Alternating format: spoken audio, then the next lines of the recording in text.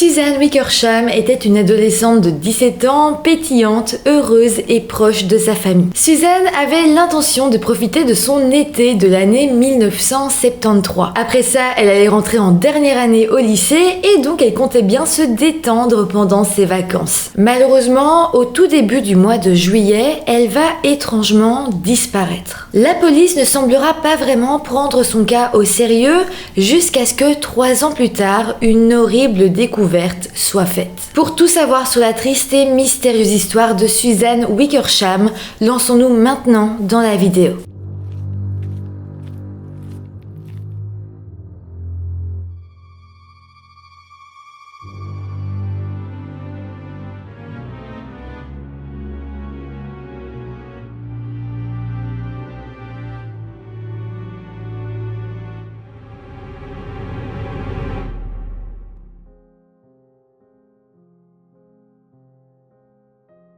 Hello tout le monde, j'espère que vous allez bien. Aujourd'hui on se retrouve avec une affaire qui n'est pas du tout récente, elle date des années 70, mais elle reste très intéressante. Ici on va se pencher sur l'histoire d'une jeune fille de 17 ans qui avait toute la vie devant elle, qui était heureuse, qui avait une bonne entente avec ses proches et qui pourtant a disparu. Et vous allez voir que pour beaucoup, en tout cas au début, il s'agissait sans aucun doute d'une fugue, parce qu'évidemment si une adolescente de 17 ans disparaît en pleine nuit comme ça, et bien souvent pour la police c'est une fugue, et ce genre de raisonnement a souvent mené à des cold cases parce que effectivement, comme je vous le dis toujours, c'est les premières minutes, les premières heures après une disparition qui sont les plus importantes. En tout cas, c'est de ça qu'on va parler dans cette affaire aujourd'hui. Mais avant de commencer, comme d'habitude, je vous rappelle de vous abonner à la chaîne si ce n'est pas encore fait.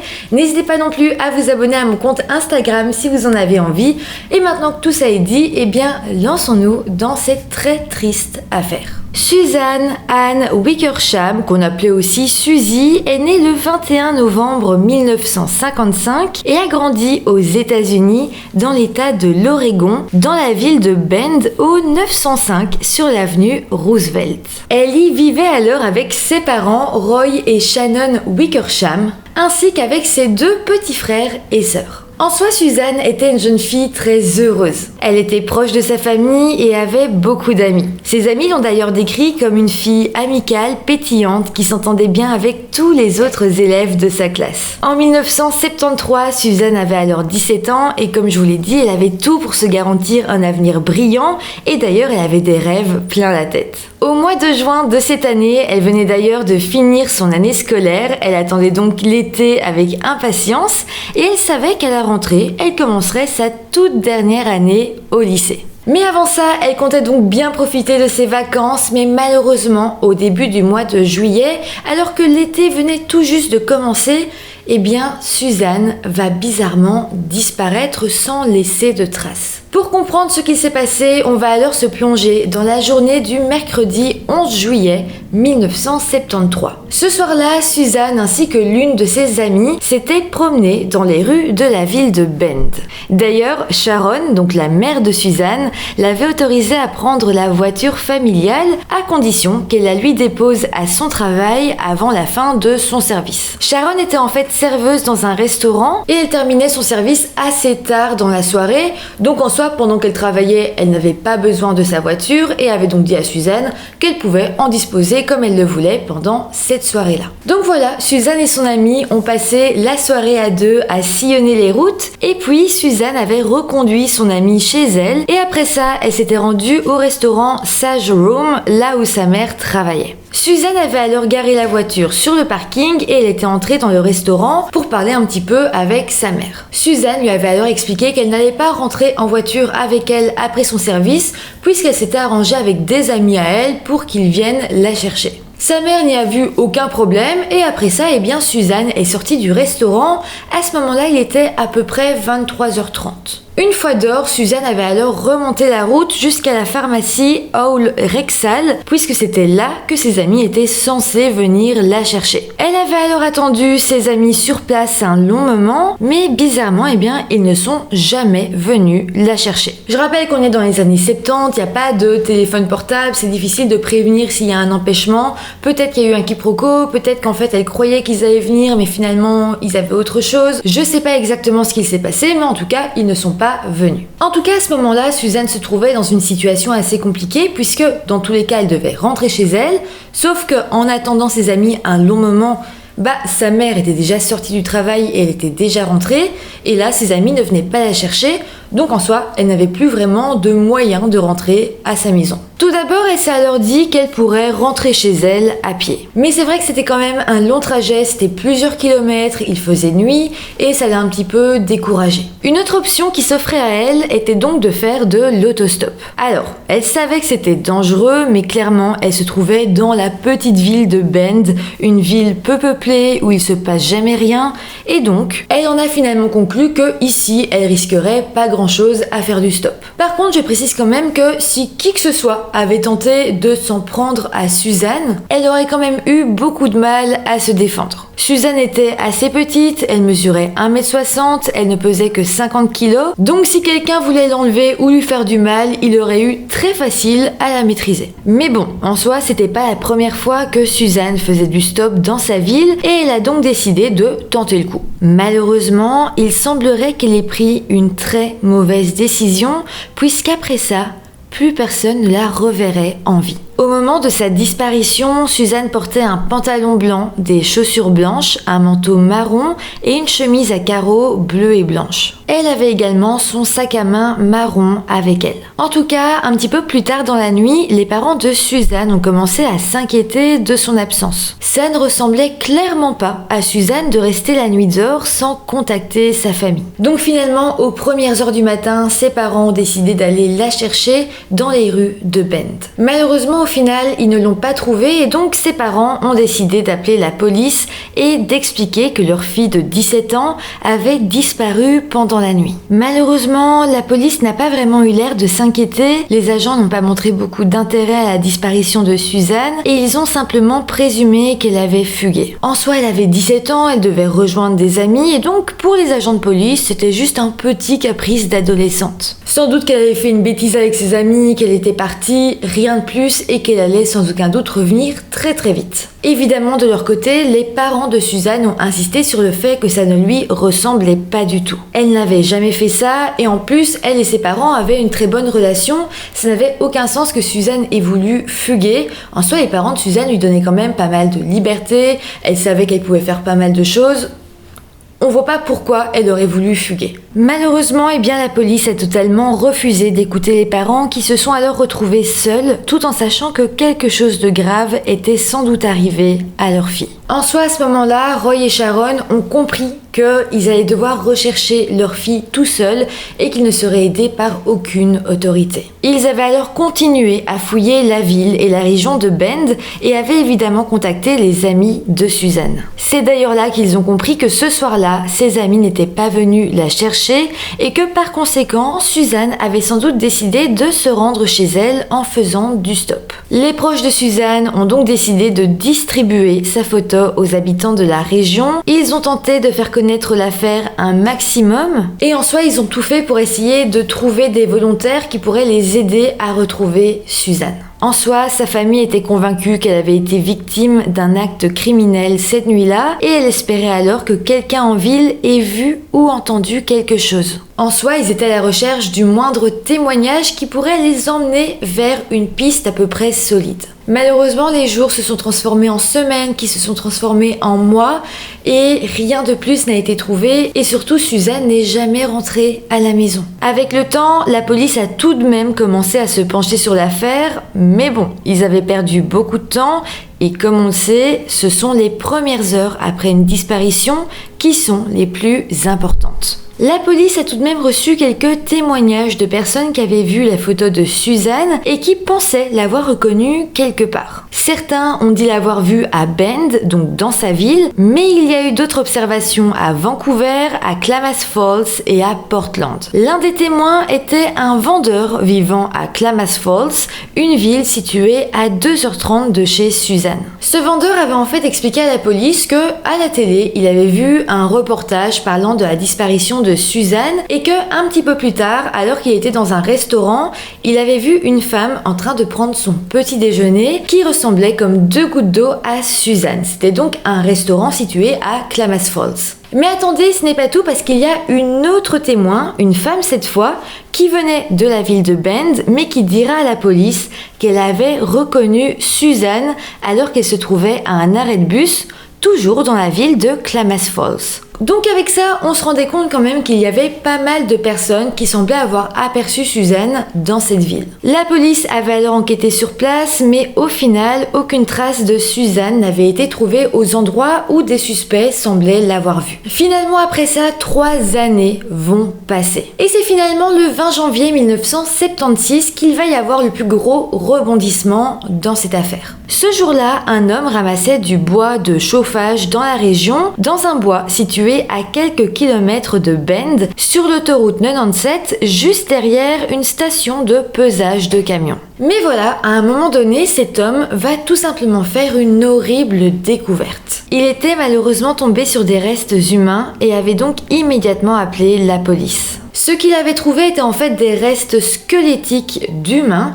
qui avaient en fait été dispersés un petit peu partout dans le bois par des animaux. Dans un premier temps, la police ne savait pas vraiment à qui ils pouvaient appartenir et donc les autorités avaient commencé à enquêter et avaient dressé une liste de tous les cas de personnes disparues dans les dernières années. En parallèle de ça, les restes retrouvés avaient été transférés au bureau d'un médecin légiste afin d'y faire une analyse bien plus poussée. Le légiste avait l'impression qu'il pouvait s'agir des restes de Suzanne qui avait donc disparu 3 ans plus tôt dans la région. Il avait alors appelé son dentiste et lui avait demandé son dossier dentaire. Malheureusement, le dossier avait disparu, mais le dentiste avait tout de même réussi à donner quelques détails sur les soins qu'il avait fait à Suzanne et là, tout collait. Rapidement après ça, les restes ont donc officiellement été identifiés comme ceux de Suzanne Wickersham. Le légiste va alors déclarer qu'elle avait reçu une balle dans la tête juste derrière l'oreille droite. Au vu de la blessure, il était fort probable qu'elle ait été tuée avec un pistolet de calibre 22.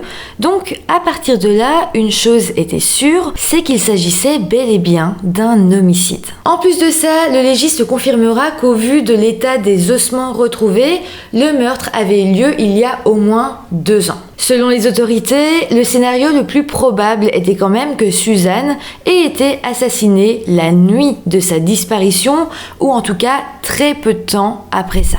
Les enquêteurs, de leur côté, ont fouillé les bois où les ossements de Suzanne avaient été retrouvés et ils vont alors y faire de nouvelles découvertes puisqu'ils vont retrouver des effets personnels appartenant à Suzanne ainsi que des morceaux de vêtements déchirés qui avaient été éparpillés un petit peu partout. Clairement, au vu de toutes ces trouvailles, on pouvait clairement savoir que Suzanne et ses affaires étaient là depuis déjà très longtemps. Et ça en soi, c'était quand même un problème parce que ça voulait dire que toutes les preuves qui auraient pu aider la police à retrouver le coupable semblaient avoir disparu avec le temps. Sinon, pour vous parler quand même 2 minutes de la famille, c'est vrai que la découverte des ossements de Suzanne ont été pour eux une sorte de soulagement entre guillemets. En fait, grâce à ça, ils pouvaient enfin commencer à réellement faire leur deuil, puisqu'avant ça, ils n'avaient même pas la certitude que Suzanne était décédée. Évidemment, c'était un déchirement pour les parents de savoir que leur fille avait été assassinée, mais pour eux, c'était déjà un premier pas également vers la vérité. Mais à présent, la question primordiale pour eux était qui a tué notre fille. Ils ont d'ailleurs souvent dit que pour arriver à enfin tourner la page, eh bien, ils auraient besoin que le meurtrier soit enfin arrêté et condamné pour ce qu'il avait fait. Donc en soi, ils avaient un réel besoin de justice. Alors, il paraît que la police avait activement enquêté sur un potentiel suspect, mais son identité n'a jamais été dévoilée et malheureusement, eh bien, les autorités ont annoncé qu'ils n'avaient pas assez de preuves pour procéder à une arrestation. En fait, des années plus tard, même si la police avait décidé de fouiller la voiture d'un potentiel suspect, en soi, il y a peu de chances qu'il reste des preuves réelles à l'intérieur de la voiture. Il y a même peu de chances que le suspect ait toujours la même voiture. Clairement, les agents savaient qu'ils étaient face à un mur et donc ils ont lancé un appel au public pour leur demander de leur dire tout ce qu'ils savaient. S'ils avaient la moindre information, entendu la moindre chose, ils devaient contacter les enquêteurs. Malheureusement, je vous le dis d'ores et déjà, mais cet appel à témoignage n'a absolument pas marché. Finalement, en 2005, il y a tout de même eu un nouveau souffle dans l'enquête. En fait, le bureau du shérif avait décidé de créer une cold case team, c'est-à-dire une équipe qui travaillait exclusivement sur des affaires non résolues. Le cas de Suzanne avait alors été réexaminé par des policiers et à ce moment-là, l'équipe espérait que les nouvelles avancées en matière de technologie ADN puissent aider à cette affaire. Ce n'est pas tout puisque la Cold Case Team s'était également associée avec le FBI et ensemble ils avaient décidé de fouiller à nouveau la zone où les ossements de Suzanne avaient été retrouvés. Malheureusement, ils n'ont pas spécialement eu plus de chance que les anciens enquêteurs qui avaient déjà fouillé la zone et malheureusement, en l'absence de nouvelles preuves, toujours aucune arrestation n'était possible. Malgré tout, en 2015, c'est-à-dire 10 ans plus tard, l'affaire était toujours ouverte. D'ailleurs, des agents de police ont parlé de ce cas lors d'une conférence et ils avaient insisté sur le fait qu'ils espéraient que le meurtrier de Suzanne soit finalement arrêté. Ils avaient également expliqué qu'ils croyaient fermement que quelqu'un savait quelque chose sur cette nuit-là et qu'il fallait que cette personne accepte enfin de parler. D'ailleurs, l'un des policiers avait même pris la parole et s'était adressé directement à l'un de ses potentiels témoins du crime ou même au criminel lui-même et avait dit « Vous avez 42 ans de plus. Vous êtes probablement proche de la fin de votre vie. Mettez certaines choses en mouvement, au moins en cas de décès, afin que les enquêteurs du bureau du shérif puissent clore cette affaire et permettre à la famille qui reste de tourner la page. » Bon, c'était en 2015, aujourd'hui on est en 2025 et pourtant il n'y a toujours pas eu de témoignage. Par contre, pour ce qui est de la famille de Suzanne, eux, avec le temps, ils s'étaient quand même fait une idée précise du potentiel suspect. Selon eux, Suzanne avait sans doute été victime d'un habitant de la ville de Bend et ils se disaient même qu'il était possible qu'ils croisent cet homme tous les jours, qu'il soit peut-être même une personne appréciée en ville et ça, c'était quand même quelque chose de très difficile pour eux à accepter. Malheureusement, Roy, le père de Suzanne, est décédé en 1993 et sa mère, Sharon, en 2006. Ils sont morts sans jamais avoir réellement su qui avait fait du mal à leur fille, ni ce qu'il s'était passé exactement. D'ailleurs, si on y pense, ça fait à présent des décennies que Suzanne a été assassinée et malheureusement en soi, on perd de plus en plus espoir de connaître un jour la vérité. Par contre, avant de vous laisser, avant de clore cette affaire, je vais quand même vous parler d'une dernière théorie qui est quand même assez connue sur cette affaire. On n'a pas énormément de preuves de ce qu'on avance, on en a quelques-unes, mais voilà, ça reste une théorie assez probable et je voulais quand même vous la partager. En fait, selon pas mal de personnes, il reste possible que Suzanne ait été victime d'un tueur en série. En fait, selon pas mal de personnes, il reste possible que Suzanne ait été victime de Ted Bundy, le tristement célèbre tueur en série. Ce qu'il faut savoir sur Ted Bundy, c'est que de novembre 1972 à avril 1973, il travaillait pour la commission consultative de prévention du crime à Seattle. Déjà, rien que cette information paraît totalement dingue. Mais il faut savoir que pendant qu'il y travaillait, il a contribué à créer de nouvelles lois sur l'autostop et a également écrit une brochure sur la prévention au viol. C'est quand même totalement ironique au vu des crimes horribles qu'il a commis sur plusieurs jeunes femmes. Mais en tout cas, à l'été 1973, donc au moment de la disparition de Suzanne, Ted ne travaillait plus et était alors au chômage. Il est d'ailleurs resté au chômage du mois d'avril 1973 au mois de septembre 1973. Pendant cette période, on sait que Ted Bundy séjournait à la Rogers Rooming House à Seattle et selon les rapports de l'époque, il se trouvait sur place la veille du meurtre de Suzanne ainsi que le lendemain. Par contre, et très bizarrement, il s'avère qu'il n'était pas là le 11 juillet 1973, c'est-à-dire le jour où Suzanne a disparu. Alors par contre, il faut vous dire que Seattle ne se trouvait pas très proche de la ville de Bend. En tout, de chez Ted Bundy jusqu'au restaurant Sage Room, là où Suzanne a été enlevée, il y a au moins 6 heures de route. Mais malgré tout, en une journée d'absence, ça restait tout à fait possible que Ted ait roulé jusque-là, qu'il ait enlevé et tué Suzanne et qu'il soit ensuite rentré. Mais d'un autre côté, comme je vous le dis, il n'existe pas vraiment de preuves solides soutenant ces théories et selon la police, il était beaucoup plus probable que Suzanne ait été assassinée par un habitant de Bend. Après, la piste du tueur en série reste quand même une piste qui est assez probable. Il faut en fait noter une chose très importante dans cette affaire. En soi, Suzanne n'était pas la seule personne à avoir disparu dans la région de Bend au moment des faits. D'ailleurs, quelques jours avant sa disparition, le 29 juin 1973, une jeune fille du nom de Rita Jolie, elle aussi âgée de 17 ans, avait disparu dans l'Oregon. Rita était elle aussi sortie pour une sorte de promenade nocturne et elle n'était finalement jamais revenue. Dans son cas, la police a également cru qu'il s'agissait d'un cas d'adolescente en fugue, mais avait quand même finalement commencé à croire qu'elle avait été victime d'un acte criminel. D'ailleurs, là aussi, certains pensent que Rita Jolie avait pu être l'une des victimes de Ted Bundy. Mais attendez, parce qu'il y a eu une deuxième disparition très semblable à celle de Suzanne. C'était le 20 août 1973. Vicky Lynn Hollard, une habitante de la ville d'Eugene, en Oregon, âgée de 24 ans, avait elle aussi disparu après qu'elle ait quitté son travail de couturière. De ce qu'on sait, en sortant du travail, elle était censée marcher un petit peu pour rejoindre sa voiture, mais bizarrement elle ne l'a jamais rejoint et a totalement disparu. Dans son cas, ce sont ses amis qui avaient immédiatement réagi et qui avaient alors décidé de signaler sa disparition à la police. En tout cas ici, que ce soit pour le cas de Rita ou pour le cas de Vicky, aucun corps n'a jamais été retrouvé et les deux filles sont toujours portées disparues. Ce qui est assez fou, c'est qu'elles ressemblaient toutes les deux à Suzanne, elles avaient toutes la même tranche d'âge. Et ce qui est fou, c'est que les trois filles vivaient toutes à proximité et avaient disparu à peu près au même moment, à quelques semaines voire jours d'intervalle. Donc en soi, je pense que la piste du tueur en série reste une théorie assez importante dans cette affaire.